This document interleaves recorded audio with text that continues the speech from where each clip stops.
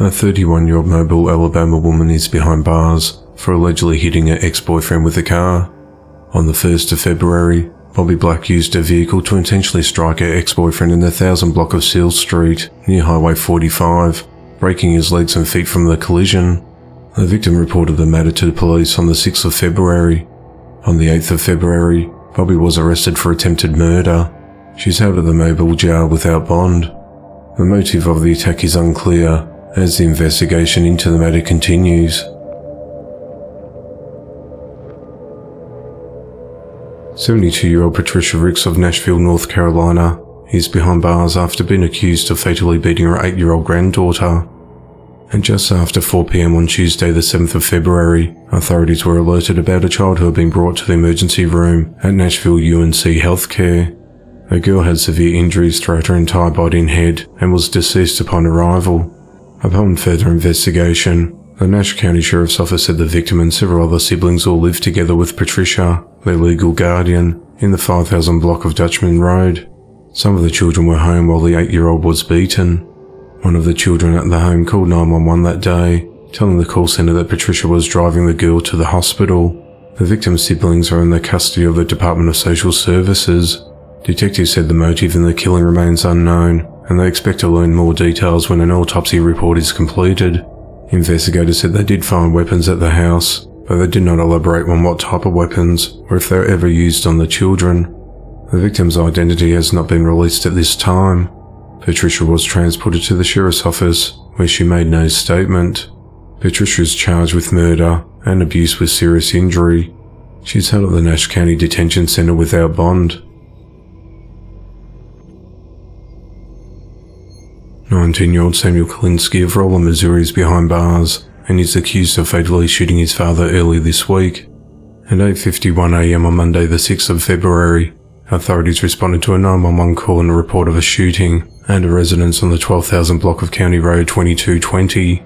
A person who contacted police said that Samuel had shot his father multiple times with a .22 caliber pistol. When deputies arrived at the home, they found 64-year-old Ralph Kalinsky dead from multiple gunshot wounds to his head and chest. Samuel told investigators that he shot his father in self-defense. Multiple other shots were fired into a wall and door inside a bedroom. Samuel was arrested and charged with murder and armed criminal action. He is held at the Phelps County Jail without bond. 29-year-old Ashley Diaz from Homestead, Florida is behind bars after police say she tried to suffocate her 1-year-old daughter. On Tuesday the 7th of February, officers responded to Ashley and her boyfriend's residence along Flagler Avenue on report of Ashley putting a pillow over their baby's face, but determined it was a domestic dispute and found no evidence at the time to the allegations. When police continued to investigate, they learnt there was footage of Ashley from a FaceTime video with the baby's father where she threatens to kill the baby. The recording shows Ashley putting a large black pillow over the baby's face and head.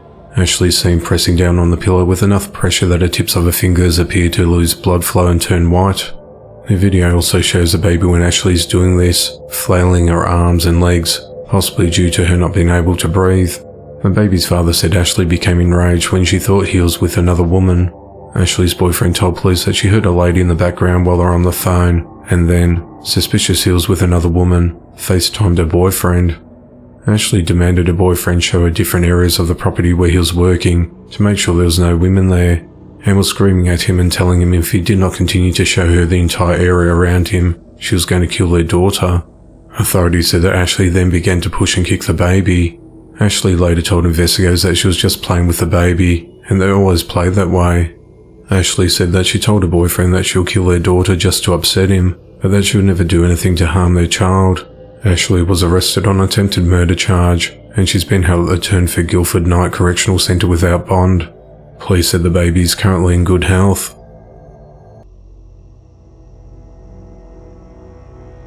34-year-old single Shanice Davis is behind bars after authorities discovered the body of her infant son hidden inside her home.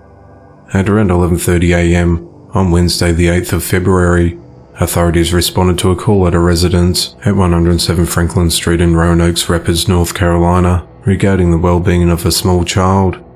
When officers arrived at the property, they conducted a search of the home and found a 3-month-old boy dead, wrapped in a blanket and placed in a suitcase, which was inside a closet.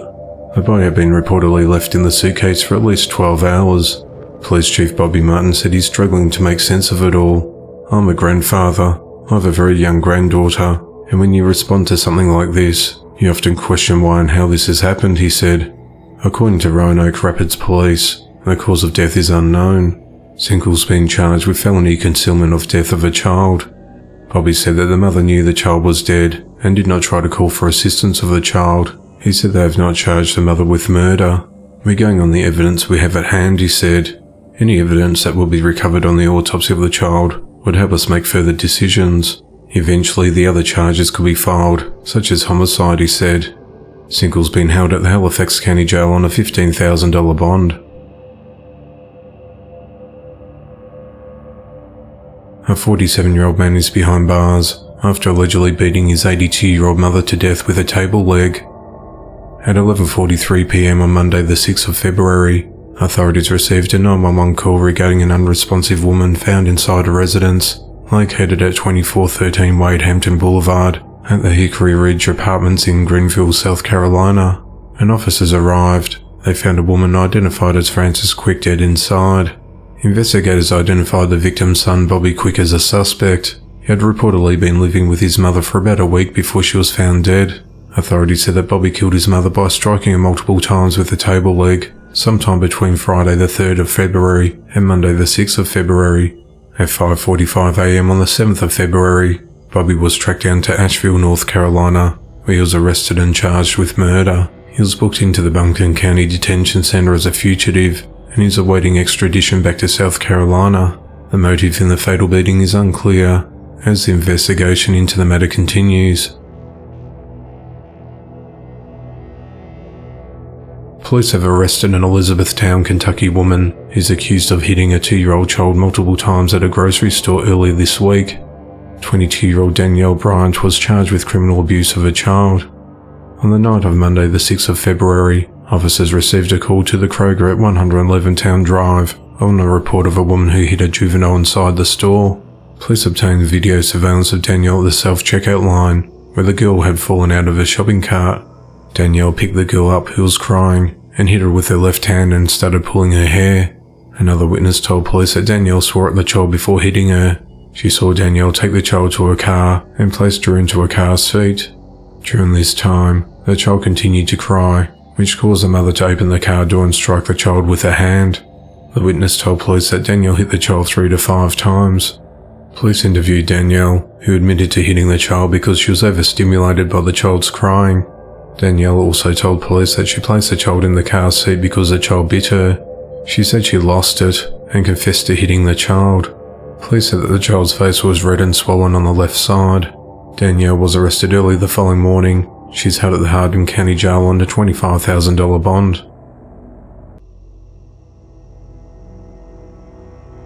"42-year-old Paul Anthony Vasquez is behind bars after being accused of fatally shooting his estranged wife, 44-year-old Rebecca Letson. At 1:43 a.m. on Thursday the 9th of February, deputies responded to a home on the 1200 block of Farm to Market 1554 in Alice, Texas, after a 10-year-old girl called 911 for help. When deputies entered the premises, they found Rebecca unresponsive with a gunshot wound. The girl told deputies that her father shot and killed her mother with a shotgun. Paul had fled the scene in his vehicle, but the weapon was recovered. Later that day, Paul was arrested following a traffic stop at the intersection of North Cameron Street and East Main Street for reckless driving and driving under the influence. He was taken to the Jim Wells County Jail. Paul was then served with a murder warrant, and he immediately requested an attorney. His bond is set at $1 million. It's unclear what led to the shooting, but authorities said that Paul had a history of violence. The girl was with Protective Services before she was placed into the care of other family members. The investigation into the matter continues. A mother is wanted by authorities for allegedly abandoning her 2 young children and leaving them with barely any food for 6 weeks. 31-year-old Raven Yates allegedly left her 12-year-old daughter and 3-year-old son alone in their home in the 2000 block of Maplewood Ridge Drive in Roman Forest, Texas. She reportedly abandoned them on the 28th of September until they were discovered living in deplorable conditions on the 14th of November. Police Chief Stephen Carlisle said there was no food in the house. Everything was empty. There were some dry beans and spices, but that was it. Investigators said the fridge and cabinets were nearly empty, and the toddler's room reeked of urine. A 12-year-old cannot take care of a 3-year-old for a long period of time, especially over a month and a half, Stephen said. It's dangerous and irresponsible of a parent. Without medical supplies and ways to get food, that's very dangerous. Authorities said that the children have different fathers, and Raven allegedly threatened her elder child that the girl's father would take her and leave her 3-year-old brother alone if she told anyone. Afraid of her mother, the daughter would call her father to get him to order food for the house by telling him that her mother was working. Family members later spotted Raven in Mobile, Alabama without children and contacted the child's father. Stephen said that the 12-year-old's father, who lives in California, flew to Texas and called police when he learned of the children's living conditions. He added that the children had never been enrolled in school for the entire year they lived in Texas. Raven has been charged with 2 counts of abandoning or endangering a child without intent to return. The Roman Forest Police Department is working with police in Alabama to find and arrest the mother. Despite a warrant being out for her arrest since the 6th of December, Raven continues to post actively on social media to thousands of her followers. Raven is also a mother to a 14-year-old daughter who was reported as a runaway before Raven allegedly left her other children. All 3 children have been reunited and are safe and living with a family member, authorities said. On the 9th of February, 60-year-old Anthony Nicholas Argo was sentenced to life in prison for murdering his wife, 55-year-old Linda Schuler Argo, in 2019. At 9:18 p.m. on the 14th of June 2019, Linda's daughter called 911 to request a welfare check on her mother, who lived with Anthony at Westbury Mews apartment complex along Old Trolley Road in Summerville, South Carolina.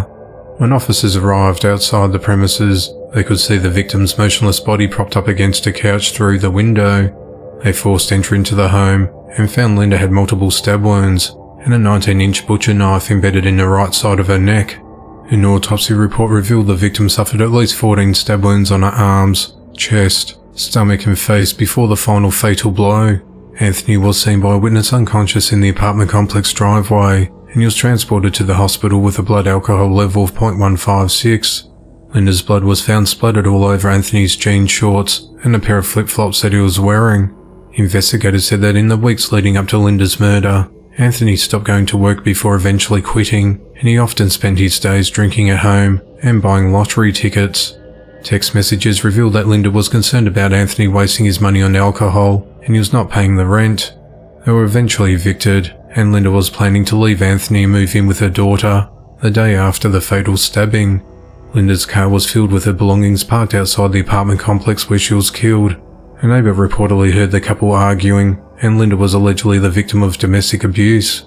Years after his arrest, Anthony told a witness who testified at trial that he was sick of his wife nagging him and she would never shut up, so he shut her up for good.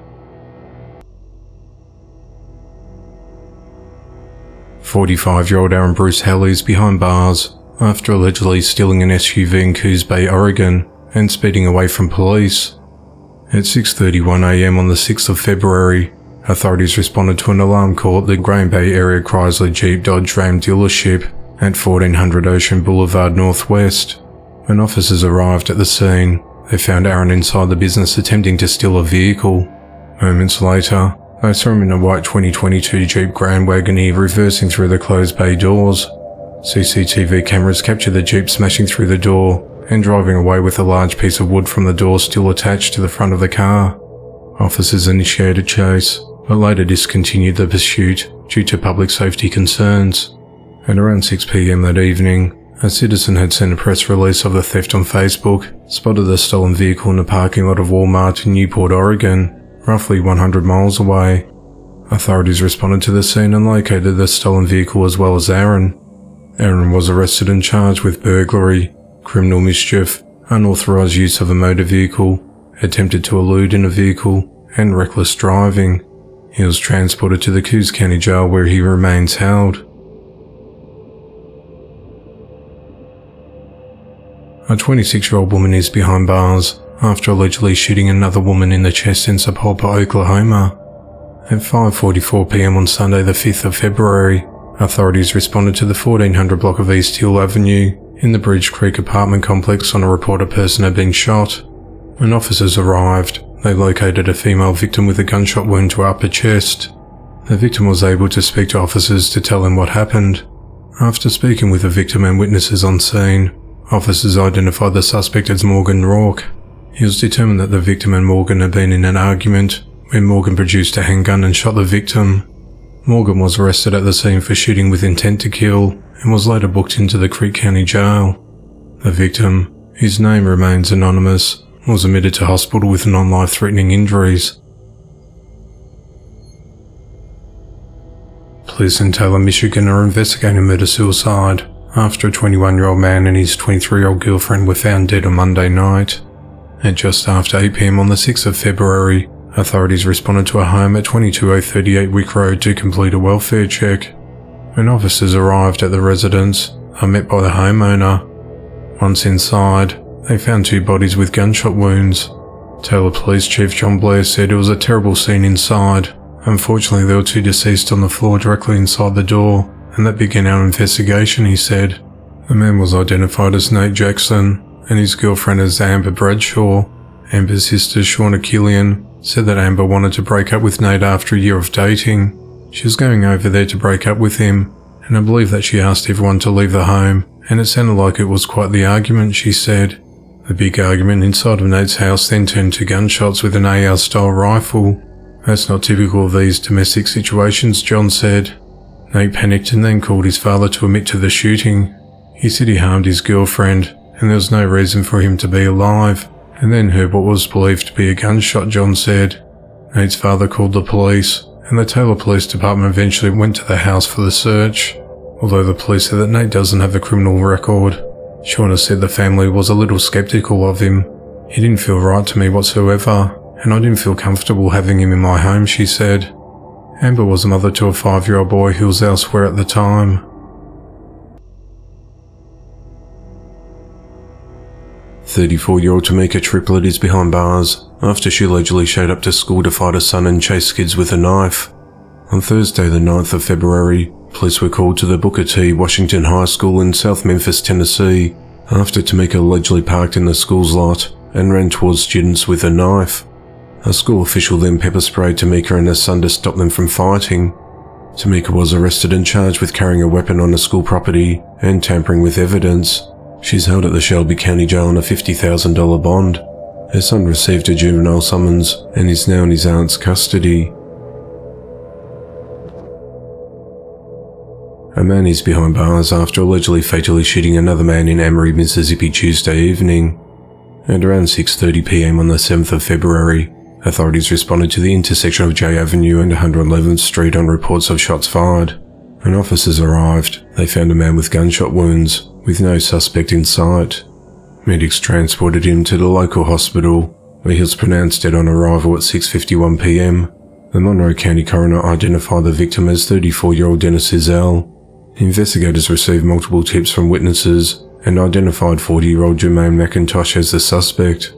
Law enforcement began searching for Jermaine, and he soon turned himself in without incident, and the weapon was recovered. Police Chief Ronnie Bowen said that the victim and the suspect met at the intersection near Jermaine's home when multiple shots were fired, and the victim was hit at least once. Ronnie said that there had been an ongoing dispute between Jermaine and the family of the victim. He said that the shooting was not a drive-by or a chance encounter. Jermaine is charged with murder and is held at the Monroe County Detention Center on a $300,000 bond. The investigation into the matter continues. A woman and a teenager have been arrested a week after a fatal shooting of 35-year-old London Rupert in Macon, Mississippi. 20-year-old Yamba Shea Bush and a 17-year-old boy are both charged with murder. Authorities have not released the teen's name because of his age. On the night of the 3rd of February, London was driving an SUV along Martin Luther King Jr. Drive when he was shot in the head. Police said the gunfire came from the side of the street and not inside the vehicle. London was transported to the Jackson Hospital in a critical condition, where he later died. Yamba Shea and the unidentified teen remain in jail without bond. The motive behind the attack is unclear, as the investigation into the matter continues. On Thursday the 9th of February, 42-year-old Brian Welcome was arrested for fatally shooting 41-year-old Eric Dougherty. The shooting occurred at just after 3 a.m. on the 28th of November, when authorities responded to a home at 20867 Walnut Street in Denali, Florida on a reported homicide. When deputies arrived at the premises, they found Eric dead in a living room. Investigators identified Brian as the suspect, but he fled the scene before deputies arrived. Witnesses said that Brian went to the home to hang out with a friend, where there were multiple people inside, and that Brian was reportedly under the influence of drugs. Brian was sitting at the table in the home's living room when Eric was sleeping on a couch nearby. Then, in an act described by one witness as cold-blooded, Brian suddenly stood up without provocation and shot Eric twice, once in the leg and another in the stomach, fatally wounding him. A witness told investigators that he thought about taking the gun from Brian, but he was concerned for his life. He said he willingly drove Brian away from the house after the shooting because he was scared he would shoot him too. The Marin County Sheriff's Office said that Brian had 21 prior felony convictions. Brian is charged with murder and possession of a firearm by a convicted felon. He is held at the Marin County Jail without bond.